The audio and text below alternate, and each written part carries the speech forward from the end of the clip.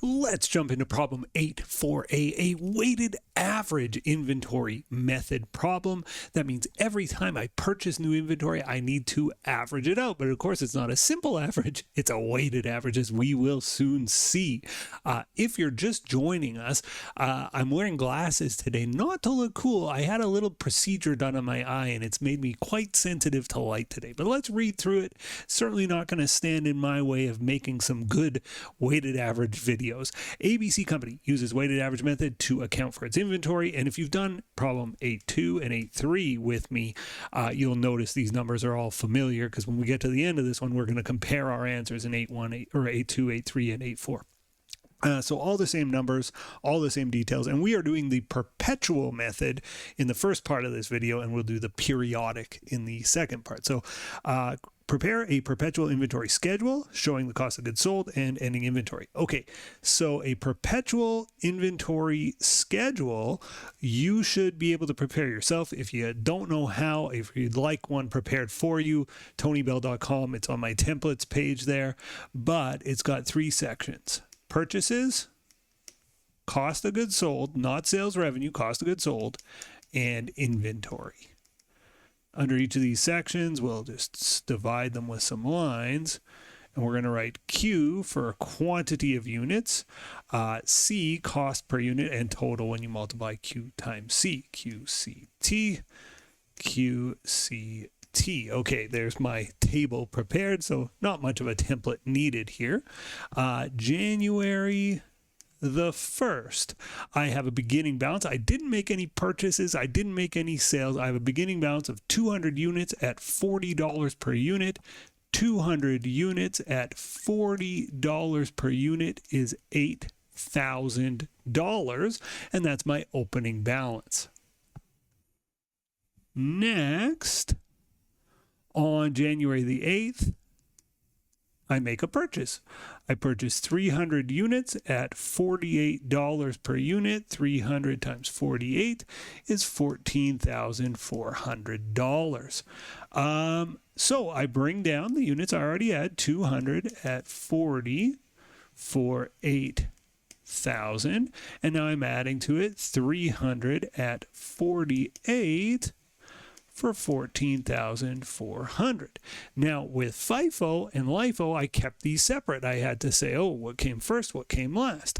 With weighted average, you gotta lump them together. So you have 500 total units, and the total cost of my inventory is $22,400. Now to take an average, if you were doing a simple average, you would just go 40 and 48. What's the average? It's 44, the halfway point between the two numbers. But a weighted average says, well, the one that has more units should get more weight. So the fact that there's $348 units and only $240 units means 48 is going to have more weight, meaning our average is going to be closer to 48 than it is to 40. How do we do it? You just divide the right number by the left.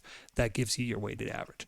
22,400 divided by 500 is 44.8. And as I suggested, a simple average would have said 44, but we're closer to 48 than we are to 44. We're a little bit above 44 here because it's a weighted average. Okay, let's continue.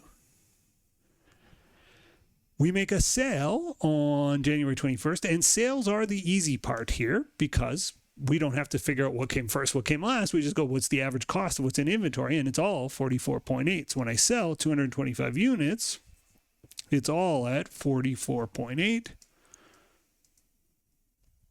So it's $10,080 that I sold. I had 500, I sold 225. I'm left with 275 at 44.8. 12,320. On to the next. We purchase 175 on, oops, I dated that wrong. I called it January 25th. It's January 15th. On January 21st, I purchased 300. No, I purchased 175 at 52. Misreading the line there. Maybe it's my medical procedure on my eye playing tricks on me. 175 times 52, $9,100. So I bring down the 275 at 44.8 for 12,320. 320, and I'm adding to it 175 at 52 for 9,100. Now I just re-average it. So I add the left side, so 3,450.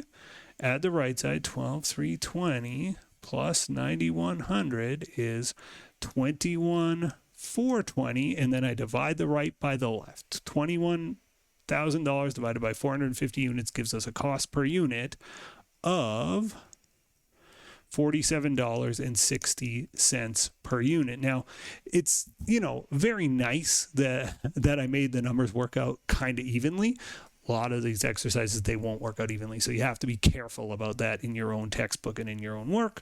And in real life, it shouldn't work out evenly. One wouldn't expect even numbers here. This is just because we're doing it by hand and we're learning, so I've made the numbers kind of work out. January 30th, we sell 160. Well, they're all the same. They're all at 47.6. So 160 times 47.6 is 7616.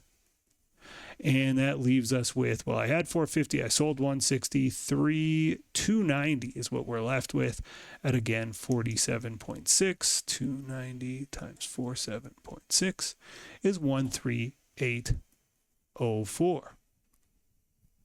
Okay. So it says prepare a perpetual inventory schedule showing the cost of goods sold and ending inventory. Okay, we haven't showed cost of goods sold or ending inventory. Well, our ending inventory is right here, so let me just label it. Ending inventory. And that's the dollar amount, and this is our ending inventory in units. And good news, we counted our ending inventory and it was 290, so that worked out nicely. We'll see in the bonus question here what happens when it doesn't, and it's a pretty straightforward adjustment. Our cost of goods sold total for the month, 10,080 plus 7,616, 17,696. Oops, 696. Okay, so there's our cost of goods sold. Now, sales minus COGS is gross profit. Our sales revenue, we ignored the sales revenue figures while we were doing the table, because of course it's a cost of goods sold table, but our sales numbers are 22,500 on January 15th and 16,000 on January 30th for a total amount of sales of 38,500. So our sales, 38,500. And if you go back through our previous questions, it's always 38,500. Our COGS, 17,696. 38,500 minus 17,696 gives us gross profit of 2,804. You know me, I like to do these as a percentage. So sales are set as 100%. Cost of goods sold, 17,696 divided by 38,500, 45.96%. And 2,804 divided by 38,500, 54.04%. Okay, so there we have it as a percentage. Next, we got to prepare some journal entries. So the journal entries happen on the date of purchases and the date of sales. So there's going to be 4 entries: January 8th, January 15th, January 21st, and January 30th. On January 8th, we purchased 14,400 in inventory. Debit inventory, credit AP. All inventory purchases and sales are made on credit, so on account. That's why it's credit AP, not credit cash. 14,400. January 15th, we sell some inventory, so there's always 2 sides of this: debit AR, credit sales rev, debit cost of goods sold, credit inventory. The AR and sales side of it is 22,500. The COGS and inventory side of it is 10,080.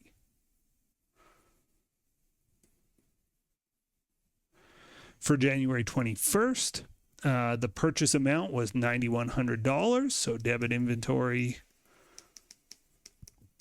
credit AP for Again, $9,100. The sale on January 30th, debit AR, credit sales rev, debit cost of goods sold, credit inventory. And the amounts are as follows. The sale was $16,000. And the COGS inventory, 7616. Whew. Okay, so that's the key, 7616. That's the key part of this question. The bonus part says, well, what happens if they get to the end of the month, their inventory records say we have 290 units in inventory, and we count, we go, well, we only got 288. Well, you have to adjust the inventory downwards. Now, to do it, you just go, okay, well, I'm off by 2, right? I'm showing 290. It's actually 288. So I got to reduce my inventory by 2 units. The average cost of my units is 47.6. So you just adjust by that ending amount there. 2 times 47.6 is 95.2. So I got to adjust my inventory downwards by $95.20. How do I do it? You credit inventory, $95.20. You debit cost of goods sold. You can also debit shrinkage loss. It's such a funny word, but that's what they call it with the way I'll call it shrinkage expense or shrinkage loss. Inventory goes missing, right? It's a very common thing if you're running a Walmart or retail store, you know, inventory goes bad or goes missing, and you will track that through this shrinkage expense, or more likely cost of goods sold. I've seen it most often done through COGS, but there you go. We've solved the first part of 8.4a. In the second part, we'll do periodic inventory. So stay tuned for that. Thanks for watching, and I'll see you in the next video. Bye for now. The next video in our series is right up here, and if you want a supercut of all of the videos in this series, that's the one down below.